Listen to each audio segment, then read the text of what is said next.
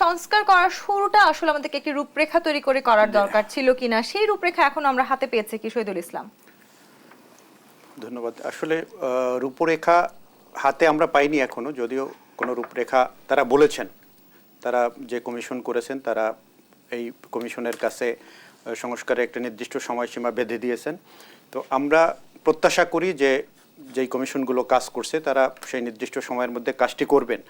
তো রূপরেখা দেওয়ার জন্য আসলে এখন যে সময়টুকু দরকার সেই সময়টুকু দিতে হবে। কারণ হচ্ছে যে আমরা দেখতে পাচ্ছি এই সরকারকে বিভিন্ন দিক থেকে চাপে রাখা হচ্ছে। তো একটু চাপমুক্তভাবে তারা যদি কাজ করতে না পারেন তাহলে সঠিক কাজটি তাদের কাছ থেকে আসলে পাওয়া যাবে না। তো আপনি দেখেন যে আমরা যদি বলি, আজকে পররাষ্ট্র উপদেষ্টার একটি বক্তব্য এসেছে পত্রিকাতে, আপনারা দেখেছেন যে তিনি বলেছেন রোডম্যাপ, নির্বাচনের রোডম্যাপের কথা তার কাছে জানতে যাওয়ার পরে তিনি বলেছেন সংস্কারের পরেই নির্বাচনটি হবে। তো সংস্কার করতে কতদিন লাগবে, যেটি আমার সহ আলোচক বললেন যে এটি জনগণের জনপ্রত্যাশার একটি বিষয় আছে, তারা বলছে যে 2 বছরের মধ্যেই সংস্কারটি হওয়া উচিত। তো এটা আমরা মনে করি যে একটি যৌক্তিক সময় দরকার, এই কথাটি বারবার আসছে।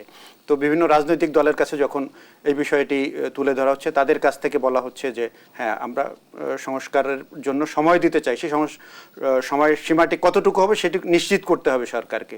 এখন সেই নিশ্চয়তা দেওয়ার জন্য যখন তারা বারবার বলছেন, তখন আজকে প্রধান উপদেষ্টার একটি বক্তব্য এসছে, তারা বলেছে যে আমরা আসলে এই সময়টি এখনো ঘোষণা করিনি, আমরা যখন ঘোষণা করব সেই সময়টি তখন থেকেই সেই সময় অনুযায়ী নির্বাচন হবে। বারবার আসলে আমরা এই কথাটি শুনছি যে রাজনৈতিক দলগুলোকে আসলে সামনে নিয়ে আসতে হবে, খুব স্বাভাবিকভাবে আসলে গণতান্ত্রিক ধারায় আমাদের রাজনৈতিক দলগুলোকেই নির্বাচনের মধ্য দিয়ে নির্বাচিত হতে হবে এবং দেশের হাল ধরতে হবে। ডক্টর সিদ্দিকুর রহমান খান, সংস্কারের কথা যখন আমরা বলছি, সব দায় কি আসলে শুধুই অন্তর্বর্তীকালীন সরকারের, নাকি রাজনৈতিক দলগুলোরও আসলে নিজস্ব কিছু দায় আছে? তারা কি তাদের নিজেদের সংস্কারগুলো করতে পারছেন, করা শুরু করেছেন?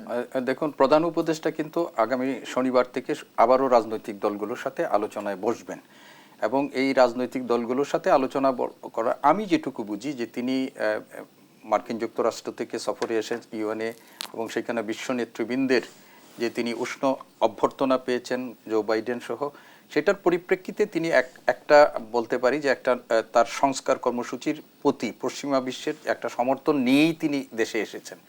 এখন আমরা যেটা বলছি যে সংস্কারের কার্যক্রম ইতিমধ্যেই শুরু হয়েছে, কমিটিগুলো গঠন হয়েছে, কমিটিগুলোর সাথে যদি পূর্ণাঙ্গ কমিটিগুলো হয়ে যেত তাহলে সেটা মানুষের কাছে আরও প্রত্যাশিত যে যত তাড়াতাড়ি কমিশনগুলো পূর্ণাঙ্গ হয় এবং গেজেট প্রকাশ করে সেইগুলো পূর্ণাঙ্গ করা হয়। কমিশনগুলোকে কিন্তু একটা নির্দিষ্ট সময়সীমা দেওয়া হয়েছে, 31 ডিসেম্বরের মধ্যে তারা তাদের স্ব ক্ষেত্রে যে সংস্কারের রূপরেখা সেটা তারা খসড়া প্রণয়ন করবেন, তারপরে স্টেক হোল্ডারদের সাথে আলোচনা করে করা হবে।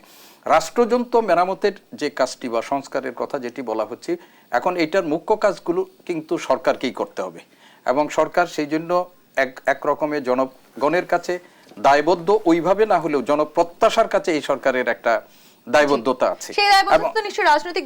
এবং রাজনৈতিক দলগুলো, আমরা বলি রাজনৈতিক দলগুলোর মধ্যে আপনি দেখেন ইতিমধ্যেই রাজনীতিতে কিন্তু একটা গুণগত পরিবর্তনের হাওয়া আভাস আমরা পাচ্ছি এবং প্রত্যেকটি রাজনৈতিক দল তাদের ভবিষ্যৎ কর্মপন্থা ক্ষেত্রে তারা ভবিষ্যতে কি করবে সেটার জন্য কিন্তু এক ধরনের বক্তব্য রাখছেন। আপনি বিএনপির কথা বলেন, তারা 31 দফা মানে সংস্কার কর্মসূচি তারা ইতিমধ্যেই ঘোষণা করেছিল, সেইটার সাথে সরকারের যে সমস্ত, বিশেষ করে আমরা টিআইবি থেকে একটা সংস্কারের রূপরেখা পেয়েছিলাম, সেখানেও অনেকগুলো কিন্তু বিষয় মিল আছে। এখন রাজনৈতিক দলগুলো নিজেদের সংস্কারের পাশাপাশি রাষ্ট্রীয় সংস্কার কার্যগুলো সম্পাদনে সেইখানেও তাদের কন্ট্রিবিউট করতে হবে, যেহেতু স্টেক হোল্ডার হিসাবে তাদের মতামত চাওয়া হবে, তাদের কাছ থেকে পরামর্শ চাওয়া হবে, সেখানেও তারা কন্ট্রিবিউট করবে। কিন্তু মূল উদ্যোগটা সরকারের কাছ থেকে আসতে হবে এবং সরকার যে কমিশন গঠন করেছে সেই কমিশন তাদের স্ব ক্ষেত্রে কি কি ক্ষেত্রে তারা সংস্কার, সব জিনিস তারা সংস্কার করতে পারবেন না, অগ্রাধিকার ভিত্তিতে তারা তাদের যে সমস্ত সেক্টরগুলো আছে সেখানে কি কি করবেন সেটাও কিন্তু এখনো আমরা জানি না। তবে আমরা আশা করছি যেহেতু 31 ডিসেম্বরের মধ্যে তাদের উপর অর্পিত একটা দায়িত্বের সময়সীমা নির্ধারিত আছে, হয়তো 1 সপ্তাহ 2 সপ্তাহের মধ্যে আমরা সেই ব্যাপারেও একটা স্পষ্ট বক্তব্য তাদের কাছ থেকে পাবো এবং জনগণের প্রত্যাশাও এটা যে আমরা সংস্কার করছি, কিন্তু কি সংস্কার করব, কোন দিকে সংস্কার করব সেটার ব্যাপারেও আমরা এখন সুনির্দিষ্ট